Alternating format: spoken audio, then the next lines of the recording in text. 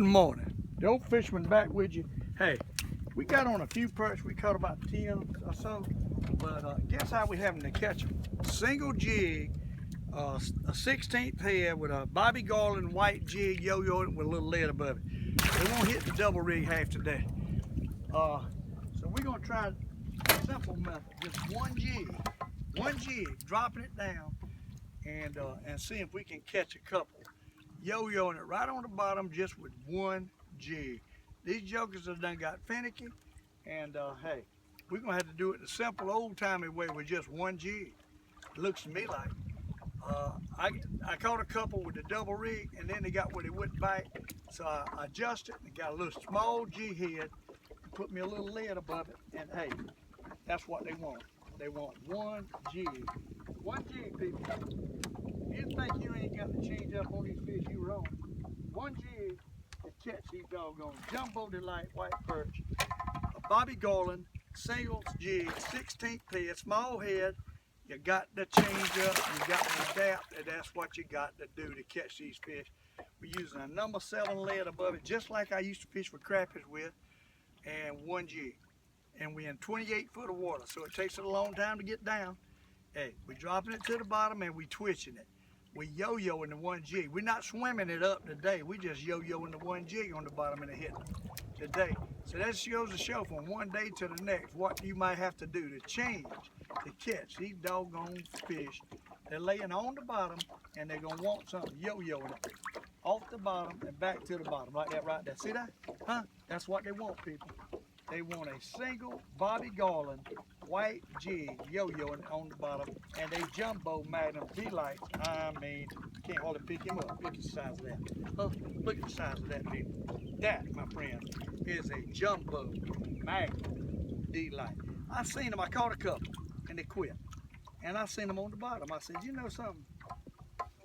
What in the world's going on? I can't catch these fish. And this one here's got it where I got to cut his lip to get the daggone hook out. I'm gonna tear my jig up. Little key, when you do that, you can take dikes and cut the lip, and the hook will come out without tearing up the jig. Look at the size of that one, huh? Look at the size of that one. Don't come up with another method. They done got peculiar. They done got aggravated. They don't want to bite. They get a small jig, a small lead above it, a 16th head jig. That's what they want. That's what you got to give them in 29 foot of water today to catch them. Soon as I changed over to that one jig, I started catching them. They might quit on that too. But I started off, I caught a couple, 2 at a time, twice, with the double jig, the old-fashioned method, and then they wouldn't hit it. And so I dropped one jig down, Bobby Garland, and twitched it on the bottom. Just twitch it, yo-yo it. That's all I'm doing, kind of twitch it. And hopefully he'll bite it. Got a bump in, I didn't jerk. But I'm yo-yoing it. We might even catch a crappie out here doing that. Right here where I'm at is where the water goes back into the day. Oh, John, I missed it. They hit this with jig. Only problem is they tear it up real easy. And it's so light. It's hard to deal with because it's light. But that's what they want. They want something light. They want it single. So Bobby Garland single jig is what you got to use. This perch all over the bottom down there at 28 foot. And that, my friend, is what they want on Lake Monticello today. And that's the only way I've been able to catch them here today. See if they'll continue biting it. That's the only thing. Will they continue? Yo-yo on that jig.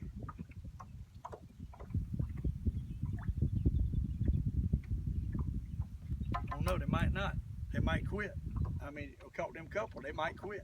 We're gonna keep hammering them like this with this one jig though, because I think it's something to it. I wouldn't catch a nut, and I put that one jig out there and started catching a couple. Hey, now they done quit with that. I swan it. I just cannot keep these fish going. They get used to whatever you catch them on, and they'll quit catching. You can't catch them with that. You'll catch a couple when you change, and then they won't hit it. They either left or they're not hitting it. I'm gonna tell you, they hold them so tight to the bottom. When they're right on that bottom, they're hard to see. They're hard to see. Now I'm not getting a bite. I caught a couple good ones with that thing too. Big perch.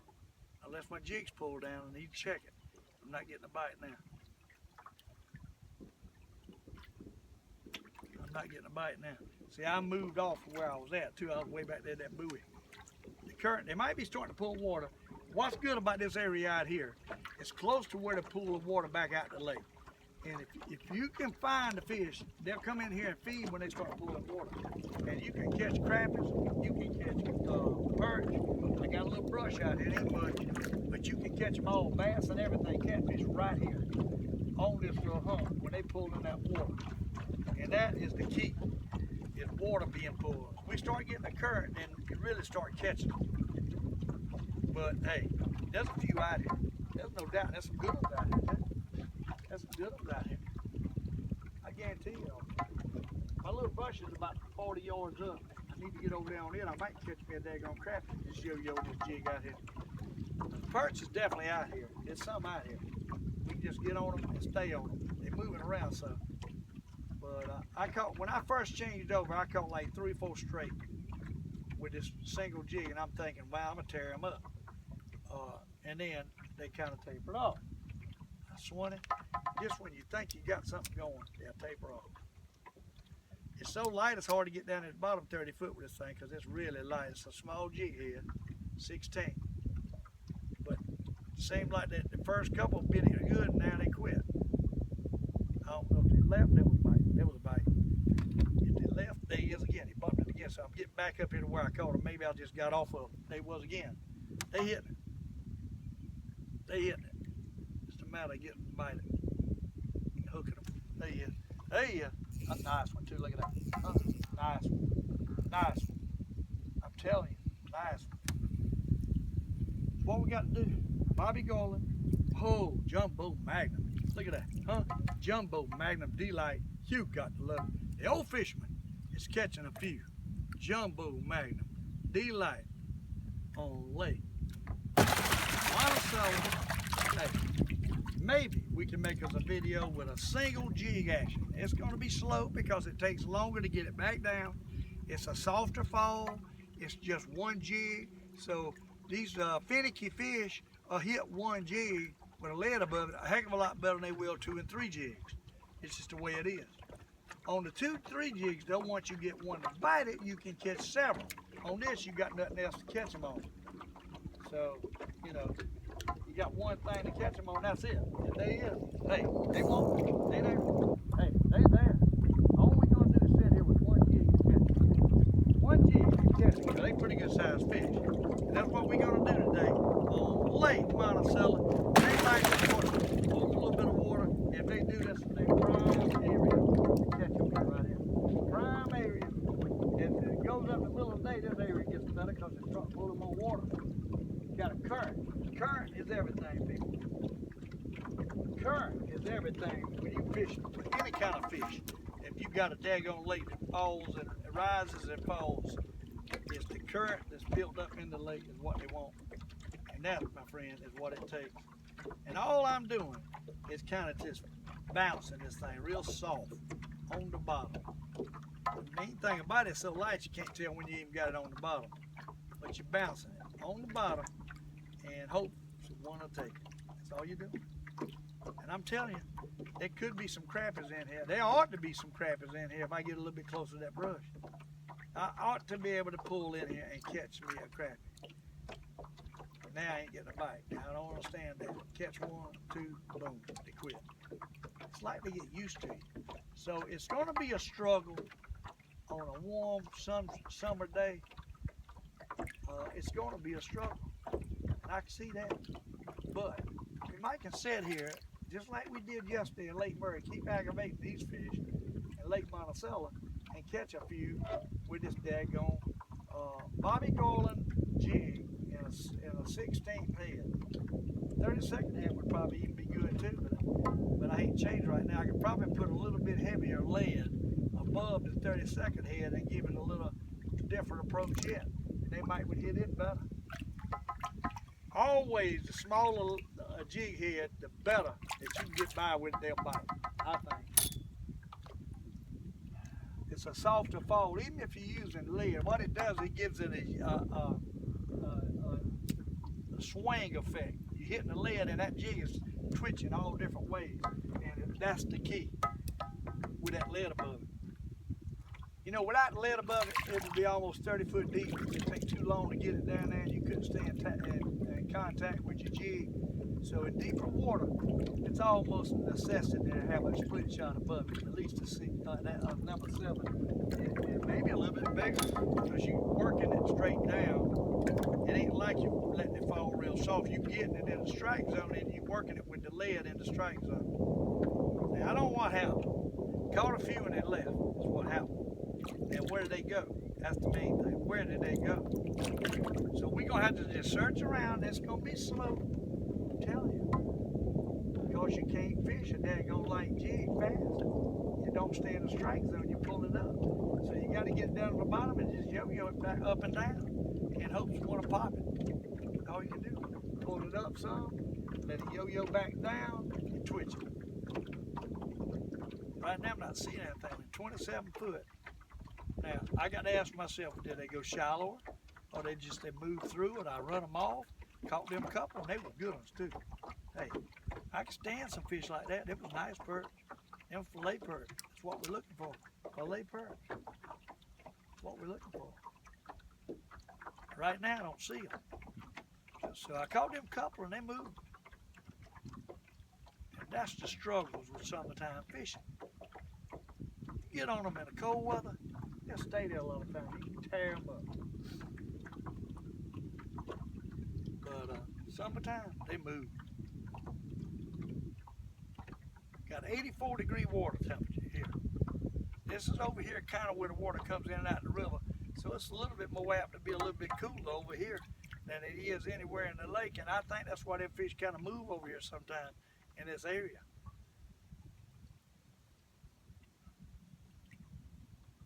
Now I'm not getting a bite. I'm not getting a bite. Not a bump. Not a bump.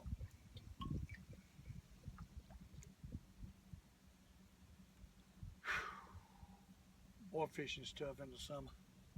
My goodness. My goodness.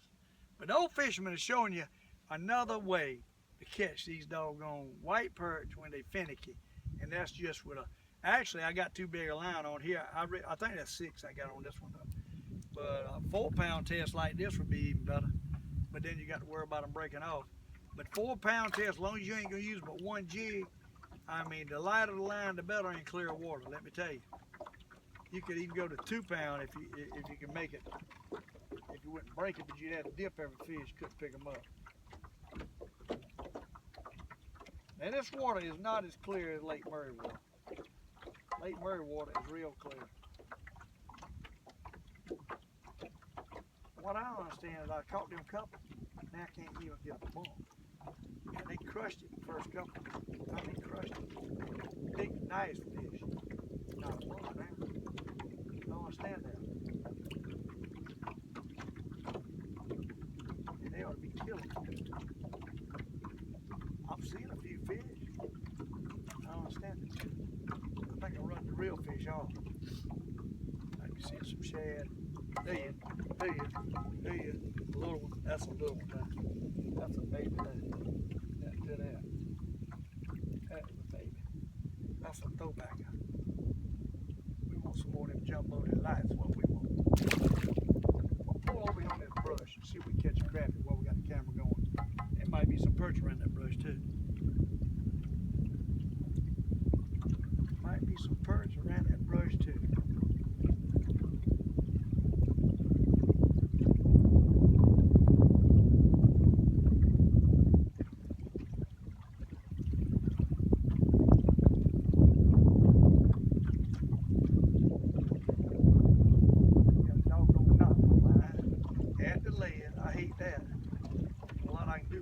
Second of it.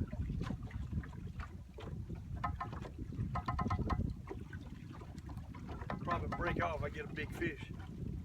And then drag loose. Alright, we're going to pull over here to this brush. It's in about 25 foot of water. And I got a mark with different angles like I'm talking about I always do. We're going to drop it down right here. Might catch a crappie. We might catch a crappie. It ain't nothing here but an old cedar. Been here for 10 years. But you know, an old cedar don't rot up, so you got the sticks sticking out of it. I could get hung up on it. But you got the sticks, and it's a whole big cedar about the size of this whole boat here. I brought it over here when I was using my bass boat. I laid it across the bass boat and brought it across here, all the way across the lake. And I have caught a lot of crappies while it was green. But the old brush like this, you really need to put a fresh topping on them, something green, to get fish to come back in them. And that's what we need to do. It takes a little work to keep good crappie beds going. And you need the fresh stuff.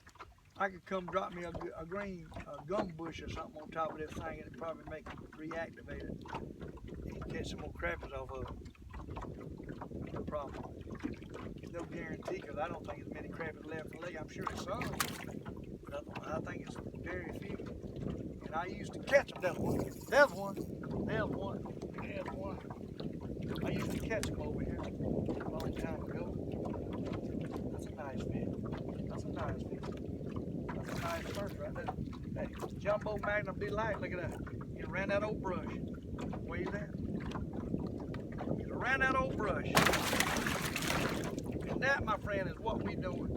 We're working this daggone single jig in hopes to catch a crappie or a perch with it. And we're right close to this brush, and I see fish laying on the bottom.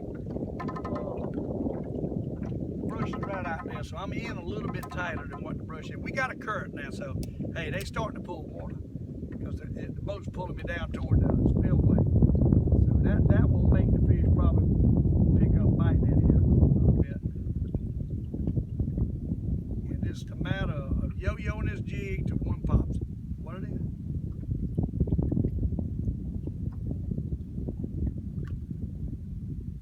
I see something down there. Wind and that current is really having an effect on the way I'm operating this boat.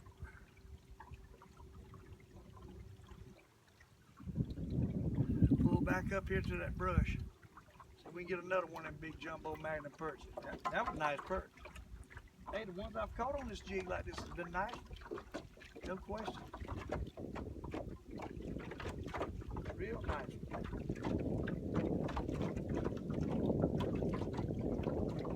Getting about the right fish. Oh, it's slow. My goodness, it's slow. Hey, slow beats nothing. I sure hadn't been. I done went from one end of this lake to the other and caught nothing.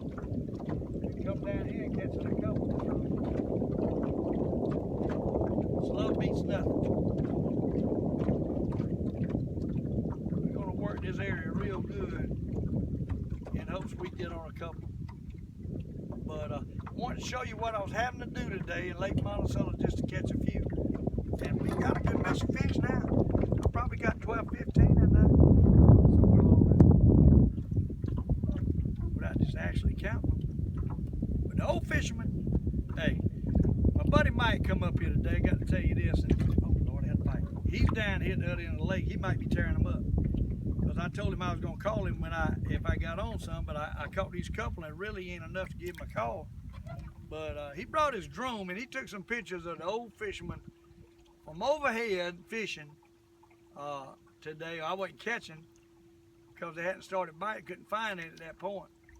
But he took some pictures with his drone. Thanks to Mike for doing that. He's a good fella, good friend of mine. We met through the shows, and I think a lot of him. He'd do anything for you. Nice guy, super nice guy. Mike Brandon, just super guy. And, he made an effort to come down here. There's one. There's one. And with his drone, and take the Old Fisherman to catch a bass. Look at that. Huh? Little bass. Look at that. Huh? Bass. Doggone thing. Huh? Look at that. Huh? You got the love old bass hitting. Look at that. Oh my. Huh? Old bass, look at that. Old bass, about 1.5 pounds. Old Fisherman caught him a bass on this doggone jig. Hey, I'm sure he's ran that little brush. I'm sure it ought to be some big ones around there, don't you reckon? That's what I'm thinking.